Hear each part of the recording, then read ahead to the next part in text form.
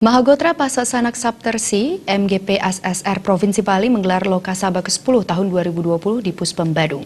Selain membahas capaian program, kegiatan tersebut mengagendakan pemilihan pengurus baru MGP SSR Provinsi Bali.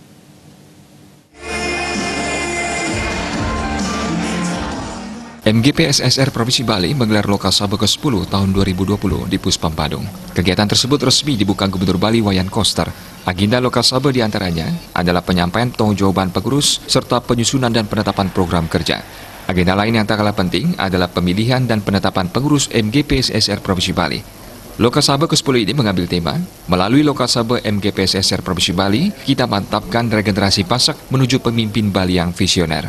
Ketua MGP SSR Provinsi Bali periode 2015-2020, Wisnu Bawatemajo mengajak seluruh anggota tetap menjaga kesatuan dan persatuan.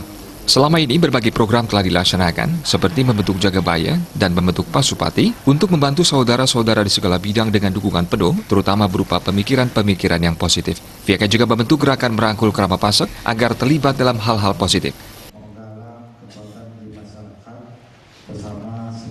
Yang pertama adalah Jagabaya, pengamanan dan pengantar kita dalam kegiatan-kegiatan upacara baik Dharma Negara maupun Dharma Agama. Kemudian yang kedua kita bentuk Pasupati. Kami itu Swadharmani Pasak Sejati itu menggerakkan seluruh massa sampai ke dada-dada, paipon untuk membantu saudara-saudara kita yang bergerak di bidang politik. Apakah dia menjadi anggota DPR, menjadi bupati, menjadi gubernur, kita dukung.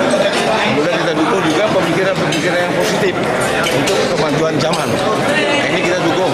Apalagi program visi dan misinya Pak Bupati Badung dan Pak Gubernur Bali sama untuk melestarikan lingkungan, untuk memajukan kesejahteraan, untuk mencerdaskan bangsa, untuk memberantas virus-virus corona maupun virus-virus yang lain yang akan merusak tatanan kehidupan berbangsa dan bernegara.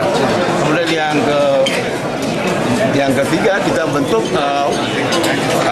propaganda dalam arti untuk mengerahkan massa untuk fokus terhadap suatu kegiatan.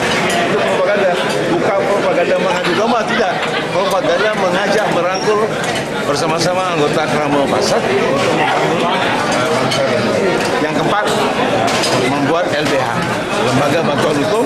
Apabila terjadi sesuatu konflik di antara kita intern maupun ekstern, bisa diselesaikan secara musyawarah dan baik.